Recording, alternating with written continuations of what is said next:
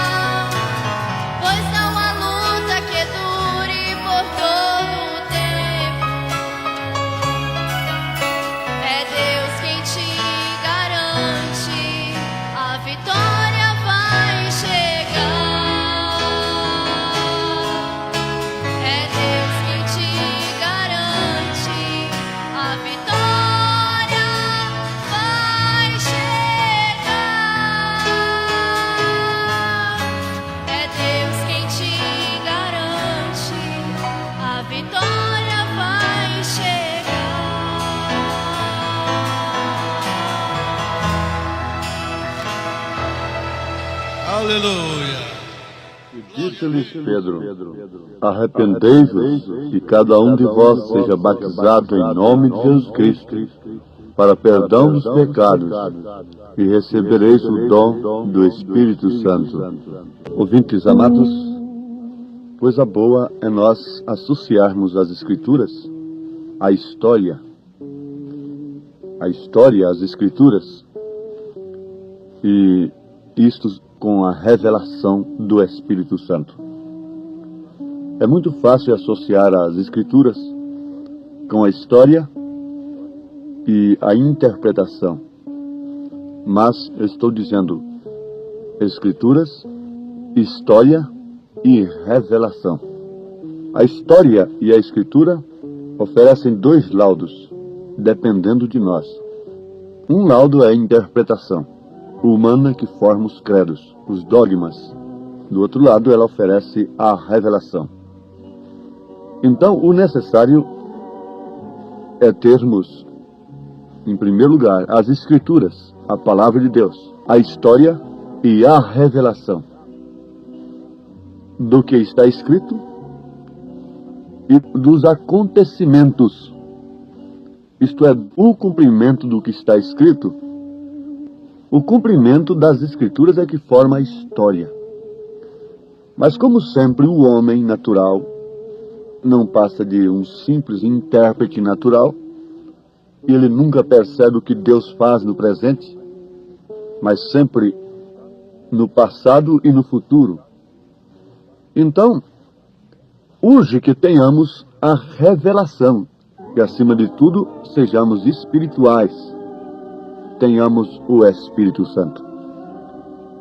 Por exemplo, nas Escrituras, o batismo em nome do Pai, do Filho e do Espírito Santo, ordem expressa de Jesus Cristo, em Mateus, capítulo 28, versículo 19, é obedecido pelos apóstolos, em Atos 2, 38, e demais referências como Atos capítulo 8, Atos dos Apóstolos capítulo 10, Atos dos Apóstolos capítulo 19, Atos dos Apóstolos capítulo 22. Então, Mateus 28, 19 é obedecido pelos apóstolos. De que maneira? Usando o nome do Pai, e do Filho e do Espírito Santo. Este nome, conforme nós temos escrito na carta aos Hebreus, é manifestado pelo próprio Jesus Cristo. Ele manifesta o nome do Pai, e do Filho e do Espírito Santo. Isto é profundo. Notemos, aos Hebreus capítulo 2, versículo 12, dizendo: anunciarei o teu nome a meus irmãos, cantar-te-ei louvores no meio da congregação. Anunciarei o teu nome a meus irmãos. Em São João capítulo 17, o último versículo, Jesus diz: eu lhes fiz conhecer o teu nome. No versículo 6 do mesmo capítulo de São João 17, ele diz: manifestei o teu nome aos homens. Portanto, os apóstolos não erraram. Alguém pergunta: a quem devemos obedecer? Aos apóstolos ou a Jesus Cristo? Em Mateus capítulo 28, 19. Eu pergunto como resposta: será que São Mateus, então, concordou com a desobediência de Pedro? Porque eles perguntaram aos apóstolos: que faremos, varões e irmãos? E Mateus concordou com a resposta de Pedro. Porque o nome do Pai, do Filho e do Espírito Santo deveria ser usado. E a igreja tem que estar edificada sobre o fundamento dos apóstolos e dos profetas, que é a revelação. A igreja que está edificada sobre a revelação, as portas do inferno não prevalecerão contra ela. Muito bem. As Escrituras mostram assim. E a história? A história não pode falhar. A história mostra a perversão da verdade e mostra também o cumprimento da verdade. A perversão desta verdade do batismo em nome de nosso Senhor Jesus Cristo, a história conta que foi no Concílio de Nicéia, 325 anos depois de Cristo. E a mesma história tem um documento publicado na revista Time, exemplar de 5 de dezembro de 1965. Buscar a revista Time, 5 de dezembro de 1965. Você vai encontrar ali a publicação naquela revista Time, que existe um documento em Roma que relata o seguinte. Esse documento é no ano 100 AD, que o diácono levantou sua mão e Públio Décius entrou pela porta do batistério. Em pé, com água pela cintura, se encontrava Marcos Vasca. Eles estavam rindo enquanto Públio descia para dentro d'água, postando-se ao seu lado. A pergunta foi essa: credes? Credo, respondeu Públio. Eu creio que minha salvação vem de Jesus o Cristo, que foi crucificado sob Pilatos. Com ele eu possa ter a vida eterna. Foi a confissão daquele que estava sendo batizado. Diz o relato, o documento que existe em Roma. Eu estou lendo isto. Então ele sentiu braços fortes, suportando-o, enquanto se deixava cair para trás dentro do batistério, e ouvia a voz de Marcos, voz em seus ouvidos: eu te batizo em nome de Jesus Cristo. Enquanto a água fria se fechava sobre ele. Existe esse documento em Roma, e esse documento foi publicado na revista Time, exemplar de 5 de dezembro de 1965. Esse batismo foi realizado 100 anos depois de Cristo. Agora, o batismo nos títulos, quando foi realizado? Se foi realizado na história, não pode ser associado às Escrituras, porque nas Escrituras você não encontra um batismo sequer nos títulos Pai, Filho e Espírito Santo. Todos eles são usando o nome do Senhor Jesus. Agora, lutar contra isto é lutar contra Deus. E como pode uma pessoa que tem o conhecimento disto agora receber o Espírito Santo, o dom do Espírito Santo, sem antes de tudo invocar o nome do Senhor? Por quê? A pessoa não recebe o nome de Jesus Cristo quando ela é batizada, mesmo em seu nome, da maneira correta. Está sendo invocado o nome do Senhor sobre ela. Agora, o que traz o nome do Senhor para aquela pessoa é o Espírito Santo. O nome do Senhor agora estava em Pedro. Não tenho ouro e nem prata, mas o que eu tenho, isso te dou. Em nome de Jesus Cristo, levanta-te e anda. Eu creio que isto combina com as Escrituras, combina com a história, porque é a revelação. Sem a revelação, você não pode conciliar a história com as Escrituras. E a única maneira de descobrirmos onde a história apresenta o fato real e o fato pervertido é tendo a revelação, associando-a com as Escrituras. Se você conhece na história um batismo nos títulos Pai, Filho e Espírito Santo, você não pode conciliar aquilo com as Escrituras, se você tem a revelação. Agora, existe um técnico, um teólogo que pode fazer isso. Isso é a interpretação. Mas pela revelação você não encontra associação da história com as Escrituras, quando a história registra a perversão de uma verdade. Agora, quando a história registra o fato real da verdade, o cumprimento da verdade, acontece como acabamos de citar, o que foi publicado na revista Time, sobre um documento que existe em Roma, de um batismo realizado 100 anos depois de Cristo. Enquanto aquele homem era deitado nas águas, se prostrava de costas, aquele diácono diz: eu te batizo em nome de Jesus Cristo. Esse documento, essa história, combina com as Escrituras pela revelação, combina com o batismo que os apóstolos realizaram. Eles estavam cumprindo uma ordem de Jesus, porque ali Jesus estava dando uma ordem. Mateus 28, 19. E em Atos dos Apóstolos eles estavam cumprindo a ordem. Eles não podiam repetir a ordem, eu te batizo em nome do Pai, do Filho e do Espírito Santo. Eles tinham que cumprir a ordem. Eu te batizo no nome que é exigido em Mateus 28, 19. No nome de nosso Senhor Jesus Cristo. Senhor Pai, Filho Jesus, Espírito Santo Cristo. Senhor Jesus Cristo. Agora, conforme já notamos, nem isto mesmo é tudo, porque dependemos do dom do Espírito Santo. Mas eu posso responder uma pergunta aqui, que pode estar surgindo nesse instante em alguma mente. Quer dizer que Lutero não teve o Espírito Santo porque o batismo dele foi nos títulos? Sim, perfeitamente. Ele teve o Espírito Santo.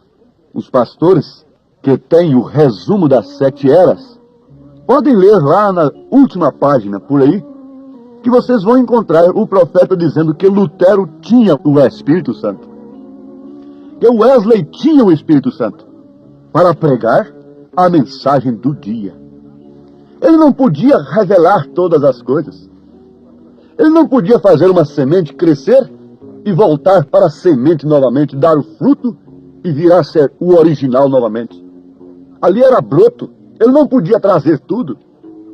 Por isso ele tinha uma porção da palavra, e é o que o Espírito Santo estava nele, usava. Wesley, a mesma coisa, foi cheio do Espírito Santo. E a mesma coisa é agora. Fique sabendo, meu irmão, que não há justificação, não há santificação mais, fora da mensagem. Não há dom verdadeiro, real, que possa manter o Espírito Santo fora da mensagem da era. De maneira alguma, os dons carismáticos têm expulsado a Cristo da igreja, e por isso Laodiceia é rica, tem dons, tem cura, tem tudo, e grandes pregadores. Por isso também a língua estranha está simbolizando morte na parede do Belsazar, que tem misturado as coisas de Deus com as coisas do mundo. Quem conhece a Bíblia está entendendo perfeitamente a linguagem.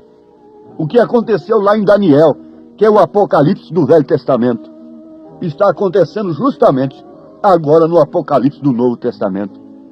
A língua estranha está escrita na parede, decretando a sentença daqueles que têm misturado as taças de Deus, as coisas de Deus com o mundo.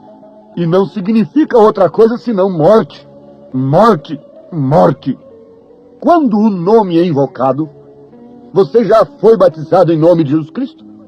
Não fique somente nisto, e você não passaria de um unicista.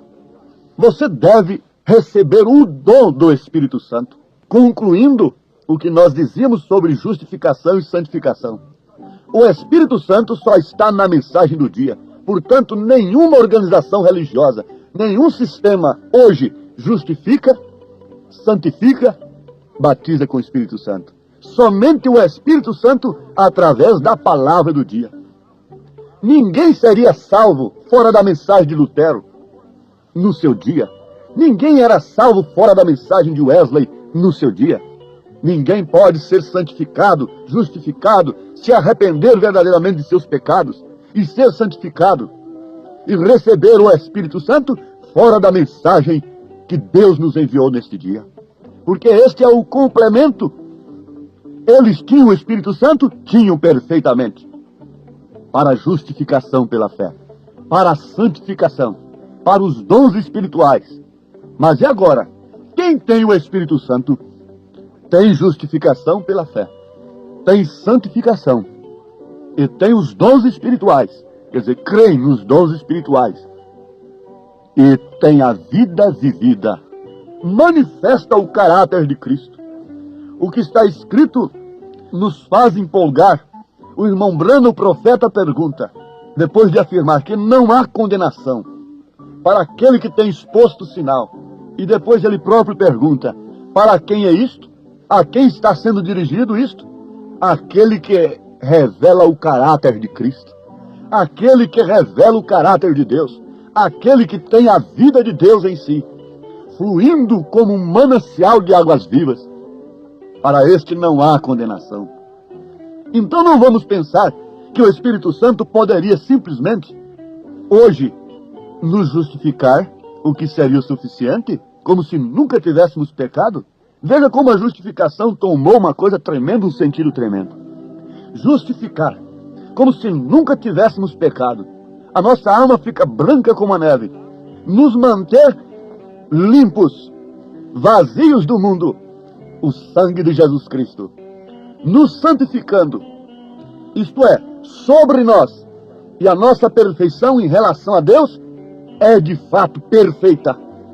Não em relação ao mundo, porque o mundo, quanto mais perfeito nós formos, mais ele nos chamará de fanáticos e de loucos e de imperfeitos. Assim aconteceu com Jesus. Então, está aqui uma obra completa do Espírito Santo. Ou você é justificado, santificado e tem o Espírito Santo, ou então você está perdido, você não tem nada. Não vai se iludir que você é justificado e santificado apenas. Não vai se iludir com uma doutrina como esta, porque ela não tem base na mensagem do profeta, nem tampouco nas Escrituras. Não se iluda com isso, porque a obra é consumada pelo Espírito.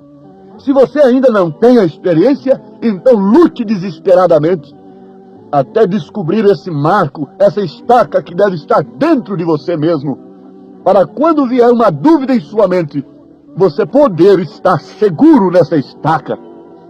Porque os ismos virão, cada um procurará dizer uma coisa, diz o profeta, mas você tem que saber em quem tem crido. Você tem que saber quem é você. Em nome de Jesus Cristo. Amém, Senhor. Amém.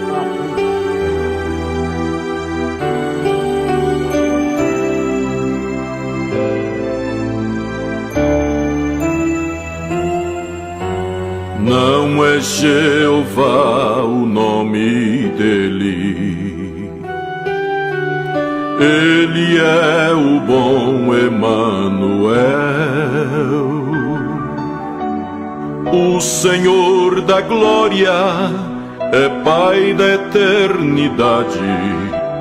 Ele é o príncipe da paz. Principado está sobre os seus ombros. Deus forte conselheiro ele é, o Alfa e o Ômega, princípio e o fim, são os atributos de Deus. Senhor Jesus Cristo, esse é o nome de Deus.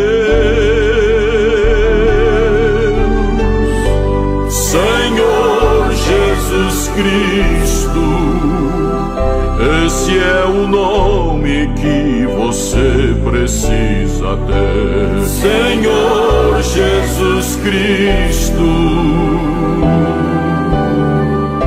esse é o nome de Deus.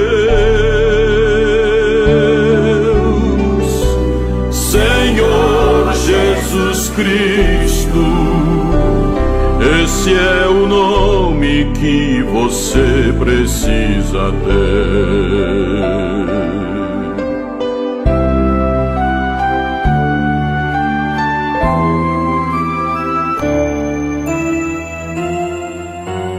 Rosa de Saron, lírio dos vales, resplandecente estrela da manhã, rocha inabalável, supremo mediador, Rei dos reis, leão de Judá. O principado está sobre os seus ombros. Deus forte conselheiro ele é, o Alfa e o Ômega, princípio e o fim, são os atributos de Deus. Senhor Jesus Cristo, esse é o nome de Deus. Senhor Jesus Cristo, Esse é o nome que você precisa ter, Senhor Jesus Cristo. Esse é o nome de Deus, Senhor Jesus Cristo. Esse é o nome que você precisa ter.